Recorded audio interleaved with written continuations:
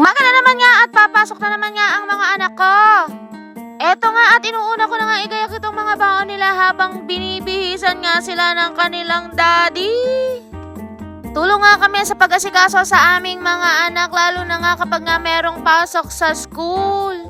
Sa gabi nga inaayos na niya ang mga bags na to. Para nga pag umaga ay igagayak na lang ang mga bata at yung kanilang mga baon na isna. Kaya, diba halata sa mukha nila na excited na silang pumasok.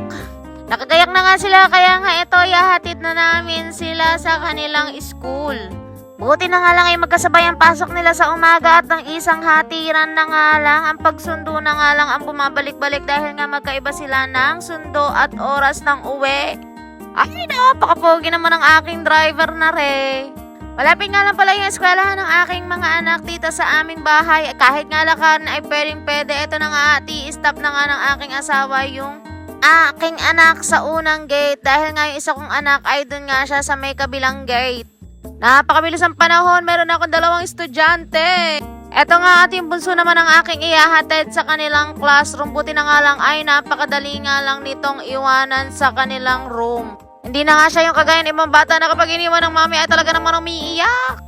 Minsan nga kapag hinahatid ko pa siya dito sa school, ay nako, atat na pauwiin ako. Buti na nga lang ay masisibag pumasok ang aking mga anak at hindi nga sila tinatamad na pumasok sa school. Ayan nga, nagpapaalam na nga ako sa kanya dahil nga pag uwi nga ay magpapapawis naman kami ng aking asawa. Eto nga nung makauwi na kami ay nagsasapatos na nga ako para nga diba makapagsimula na nga na magpapawis-pawis dahil nga meron pa kaming i-deliver na cake. Minsan nga 1 hour and 1.5 minutes nga kami nagpapapawis itong aking asawa. Ito na nga at kinuha na nga namin yung aming raketa dahil nga ito nga ay nandito kila mama. Kaya nga dumadaan pa muna kami dito at dito na nga rin nagsasapatos yung aking asawa. Buti na nga lang malapit lang yung gym dito sa amin. Ayan diba, napakalapit at solong-solo nga namin ito tuwing umaga kasi nga kami lang talaga yung naglalaro dito. Dito nga inaya muna ako ng aking asawa na mag-stretching para nga daw hindi sumakit yung katawan namin.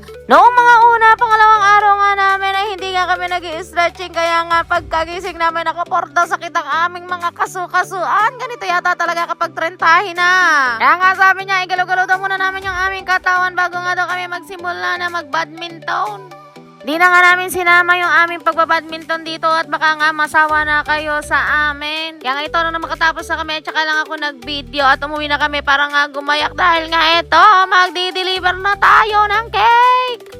Malapit nga lang yung pagdi-deliver na namin ng cake na to kaya nga yung motor nga lang yung aming sasakyan. Diba kahit nga tirik na tirik yung araw ay for the video pa rin tayo. Sa tagal nga natin nag-deliver ng cake ay kayang-kaya na nga natin makapag-video kahit nga hawak-hawak ko itong cake. At eto na nga, nandito na nga kami kung saan nga namin di-deliver yung cake nito. Ito nga ay dito sa may RBS Private Resort. Dito nga lang din ito sa amin. Diba sobrang lapit lang. Pagkatapos nga nito, dumiretso na nga kami agad sa school ng aking anak at uwian na nga ng aking bunso. At nakita ko nga yung mama ko dito dahil nga sinusundo rin niya yung aking pamangkin.